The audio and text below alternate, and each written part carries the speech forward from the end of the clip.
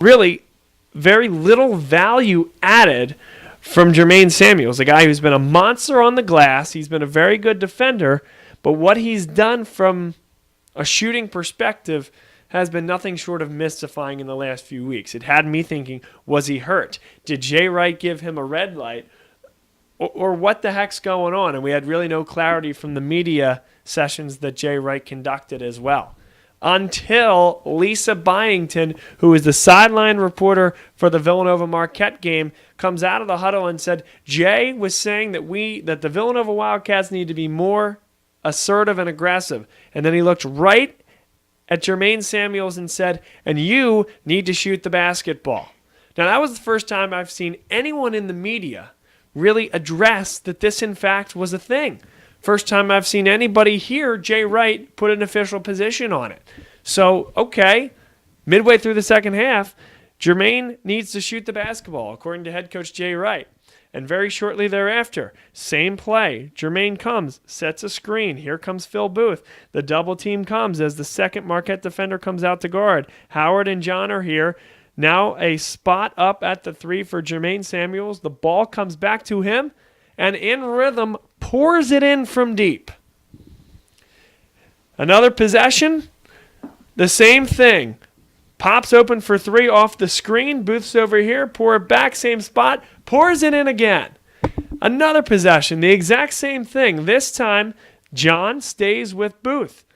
Or John stays with Samuels, I should say, this time around. Samuels, head fake, gets John on his toes, drives to the hoop, and draws a huge foul against Theo John that led to him eventually fouling out of the basketball game.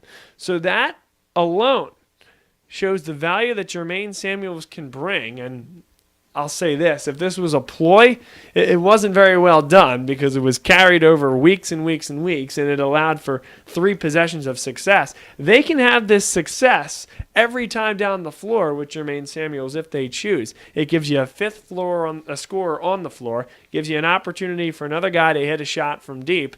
And so what this really does is prevents double teams against Phil Booth or Colin Gillespie or another ball handler. It really is going to make a team playing zone. Let's say that a team is going to play zone here. And Phil Booth has the basketball.